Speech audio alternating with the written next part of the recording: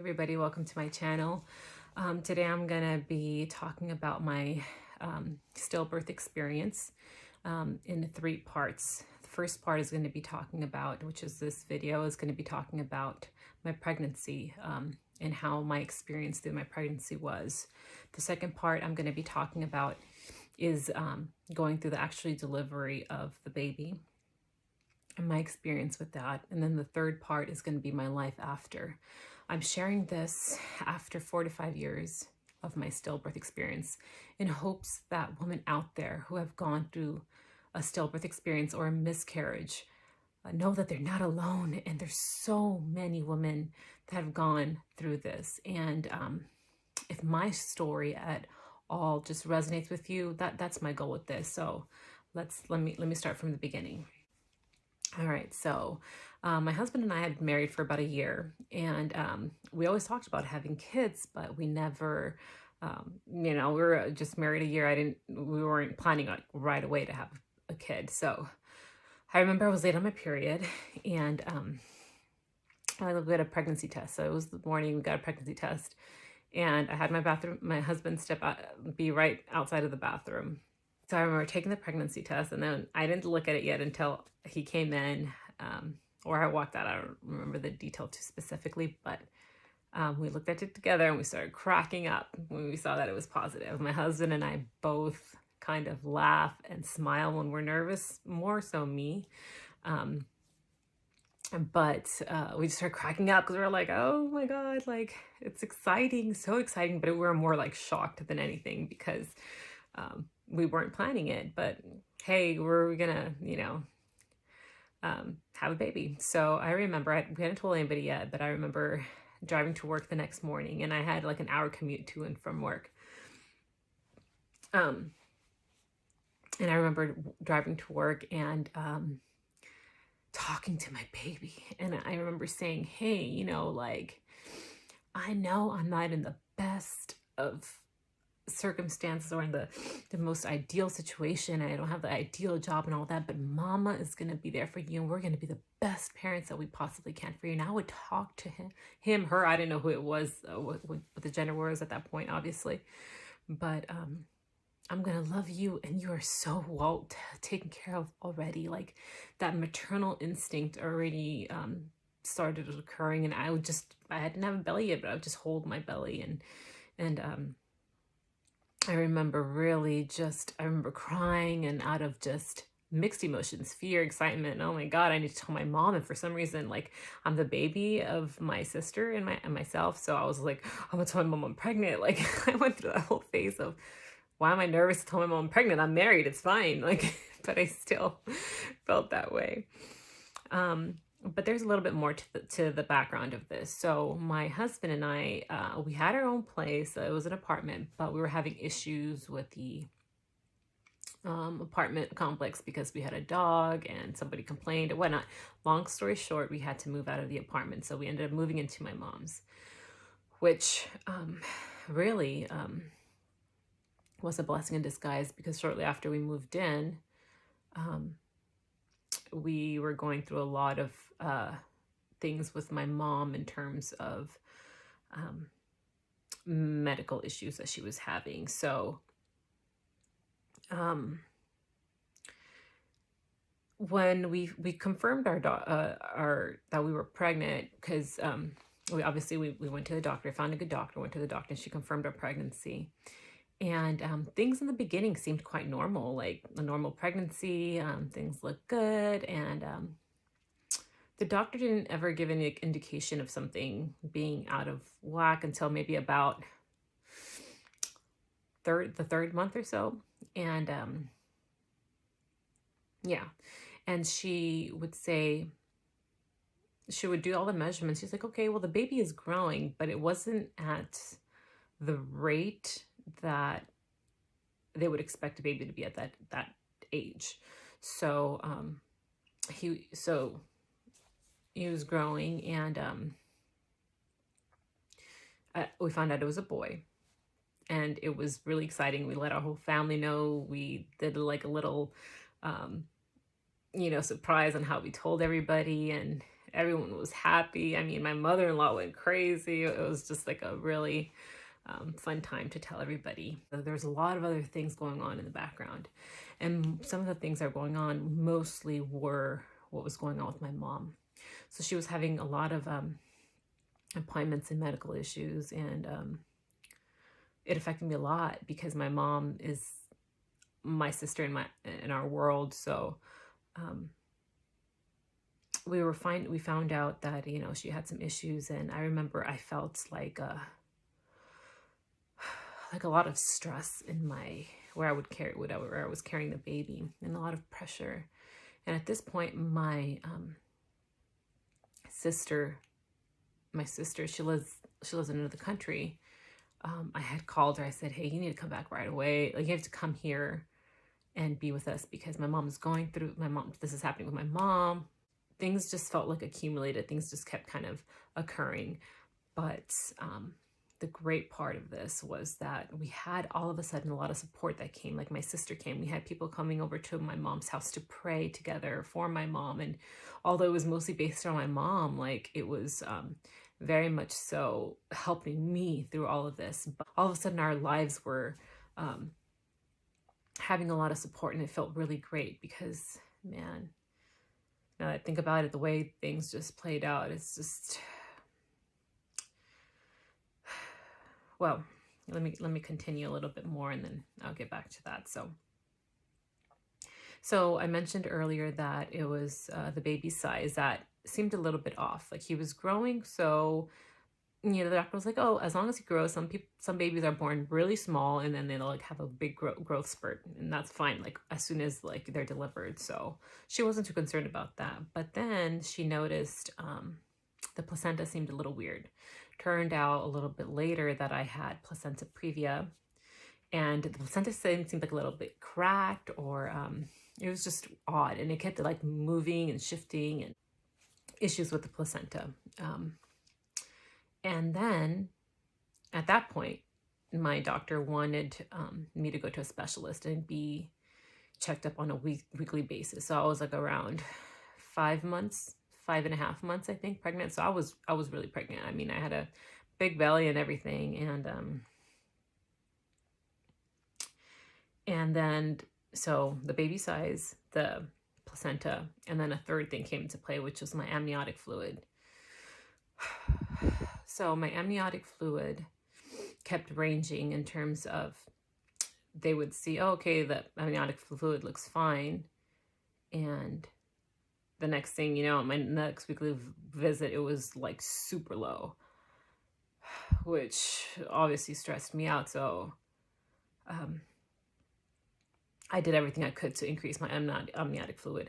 And at this point, my sister was here, and she had already had a baby. She was the doula. So she was like, do this, drink more. I was drinking more water. I was having more collagen, just everything I could. I mean, I was doing everything I could to have the best pregnancy. And this relates a little bit differently to like my life in general, and the loss of control I started feeling, because in general, like with my life and things that I've done, it's like, oh, I want to do this, or I want to get done. It's just like, okay, it's a obstacle to overcome, but get it done. Like, you go through a difficult time and you get out of it, and you'll be fine. Like, and always having, I guess, that sense of control over my life in terms of the success rate of what I wanted to do and achieve. So there were all these things going on, and I started feeling a loss of control more than anything. My mind wasn't, but my mind was very much so mostly on my mom and making sure my mom was okay. And we're in and out of hospitals. And so there were different, it was me going on the weekly checks with the doctor. And then there was this like my mom's situation going on. And then people always constantly coming over and praying and supporting. And it was just a lot going on. And I remember So it was a week. I went to go to my weekly checkup, and things looked great. My amniotic fluid was up, and the baby was growing, and I could see his cute little. I could see him in the on the ultrasound, his cute little head and his little nose. Everything just looked so perfect. And hearing this heartbeat, that's just another thing. So I did everything I could to have, just the most perfect pregnancy in no matter like the circumstances I was in. It was the following week I went in for my weekly checkup again. I walked into the office, into my room. They did the same thing, normal protocol, but instead of the doctor coming in to do the ultrasound, the trainee came in. It was, those trainees that come in there. And she asked, how you're doing? I'm like, oh, I'm great. And I was in a great mood because the week prior, everything looked perfect, great. And I remember, so she was doing the ultrasound, and I remember her like kind of moving around, and she started like pushing on him, and she said, oh, he must be sleeping. And I started laughing, and my husband, it was my husband, my sister, and myself. And we were like, oh, I was like, oh, he's sleeping, how cute. And then she kept on, I just thought it was cute. She kept on doing the ultrasound, and she started like pushing on my stomach with the machine. And then she like pushed, and then she's just like, yeah, he really doesn't want to move. And I was just like, I really didn't think anything of it. Like I didn't think anything of it. I remember looking at my sister, and then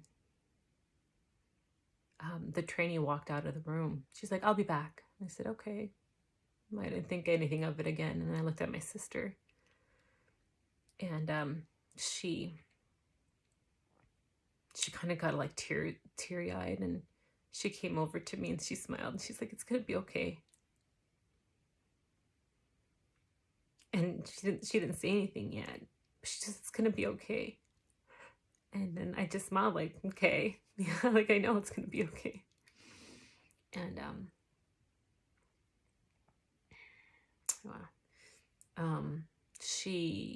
the trainee came back inside with the doctor, and the doctor asked me, have you felt any movement? I said, yeah. I mean, I remember the night before I felt movement. I don't know. I don't even remember how they had told me, but the doctor, someone had said that the baby's heartbeat just stopped. And I remember my husband, he was on the left side of me, and he came over me, and my sister came beside him.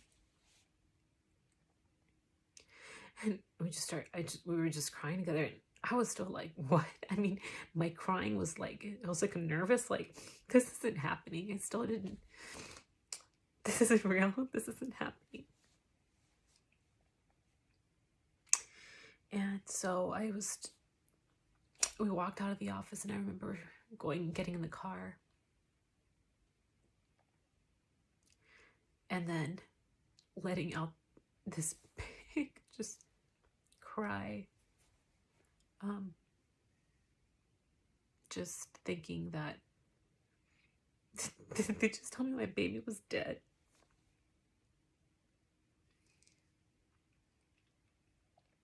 And my sister, she ran into like, it was like a Rite Aid or a Save-On, and she bought me the Rescue Remedy spray, so it's like a relaxant.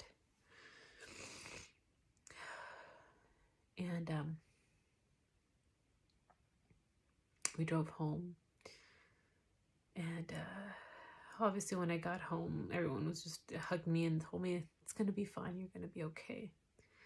And I remember just walking straight to the backyard, and I had my husband had bought me like this zero gravity chair so I could be relaxing on, and I went back there and I sat on the chair, and then I remember just crying, like letting it out. Like, I felt very uncomfortable with the fact that my baby was dead inside of me. I thought about a lot of things about, man, I could have done this better. I could have done that better. Why didn't I do this? And I started putting a lot of guilt on myself. I started feeling guilty. It just had loss of control. And I didn't know how to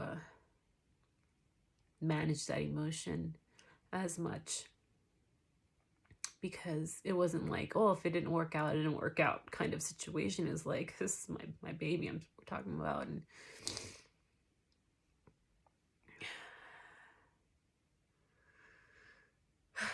then came me having to face the fact that I had to have a delivery and had to deliver him. And I spent about a week or week and a half with the baby dead inside of me. They didn't want, I don't know what the situation was, but they didn't want me to go and have the baby and go through the delivery. Like, there was no urgency for some reason. And I was like, this is not right. The baby is dead inside of me. So I remember I went to the hospital. I was like, I told them, like, my water, I don't know what I said, but I was like, I need to have him out. There was a lot of things that I think I'm going to talk about in a different video, about what I learned through this first part of the experience and the pregnancy. But please, I would love to know if anybody out that's watching this video has gone through a similar experience. I would love to hear from you. If you just let me know in the comments about if this story resonates with you. If you think that you want to hear more of my experience, comment, like this video, let me know, so that way I could gauge whether this is something appropriate to be putting out there. But regardless, I just want to say thank you for hearing me and listening to my story. And if you're going through the same thing, if you've gone through the same thing, there's so many women that have gone through the same thing, and you're not alone. All right. Thank you guys. See you next time.